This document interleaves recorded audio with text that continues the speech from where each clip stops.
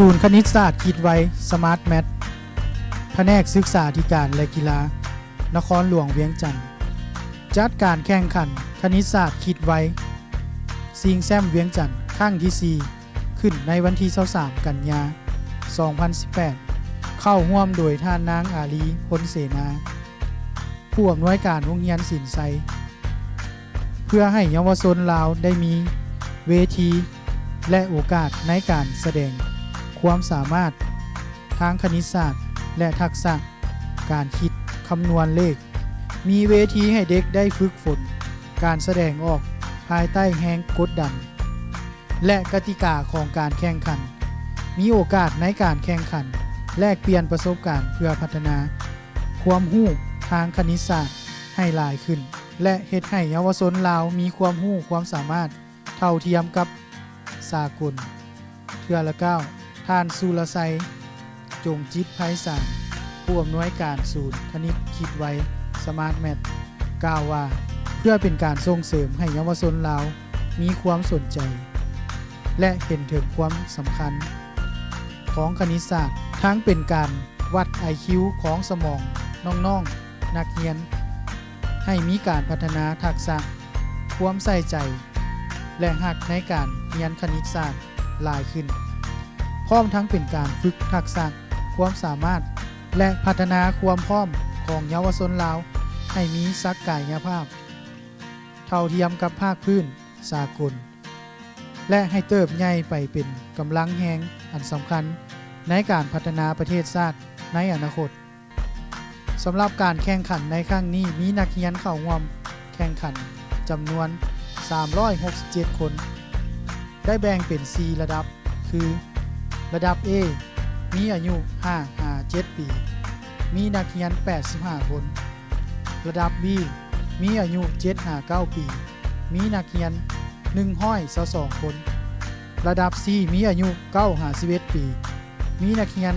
106คนและระดับ D อายุ11-15 ปีมีนักเรียน54คนซึ่งทุกระดับการแข่งขันจะเฮ็ดข้อสอบทั้ง2ประเภทคือข้อสอบตามโจทย์บวกและลบมี4ชั้น2หลักจำนวน100ข้อใช้เวลา15นาทีสำหรับระดับ A ส่วนระดับ B C และ D แม่นใช้เวลา10นาทีและทุกระดับแม่นบอกคำปากเป่าตามโจทย์บวกและลบมี4ชั้น2หลักจำนวน50ข้อแล้วคัดเอาผู้ที่มีคะแนนสูงสุด1-3คือผู้ชนะเลิศที่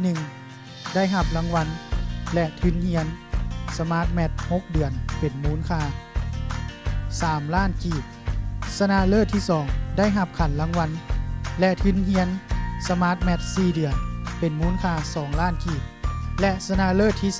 3ได้รับขันรางวัลและทุนเรียนสมาร์ทแมท2เดือนเป็นมูลค่า1ล้านกีบรวมเป็นทุนเรียนสมาร์ทแมททั้งหมด24ล้านกีบและผู้เข้าแข่งขันทุกคนแม่นได้รับเหรียญรางวัลสมเสยผลการแข่งขันของระดับ A ชนะเลิศที่1แม่นนางพรณภาศรีสมบัติได้149คะแนนในคะแนนทั้งหมด150คะแนนอันดับ2แม่นเท่าคำมงคลล้อบุญแองได้148คะแนนและอันดับ3แม่นเท่าธีรเดชรัตนมงคลได้147คะแนนระดับ B ชนะเลิศที่1แม่นเท่าพุทธสวรรค์มุกศรีดาได้144คะแนนอันดับที่2แม่นเท่าสิทธิเดชสีทองเพชรได้144คะแนนและอันดับ3แม่นนางสุทธิดาสีสมบัติได้142คะแนนสำหรับระดับ C ชนะเลิศที่1แม่นนางสอมาลีขันเจริญได้150คะแนนอันดับ2นางทิพย์สวรรค์เทวาได้149คะแนนและอันดับ3แม่นนางพลอยทับทิมทองปั้นได้147คะแนนและระดับดีชนะเลิศที่1แม่นนางอักษรสวรรค์บุญท่าลังสีอันดับ2แม่นนางฟ้าใสอรุณลังสีและอันดับ3แม่นนางอนุสรณ์ไสยเสนท ทั้ง 3 คนได้ 140 คะแนนสำหรับหลักสูตรคณิตคิดไว Smart Math เป็นศูนย์คณิตศาสตร์เป็นทางเลือกใหม่เพื่อเข้าไปศึกษาหรือฝึกทักษะในการคิดไล่คณิตศาสตร์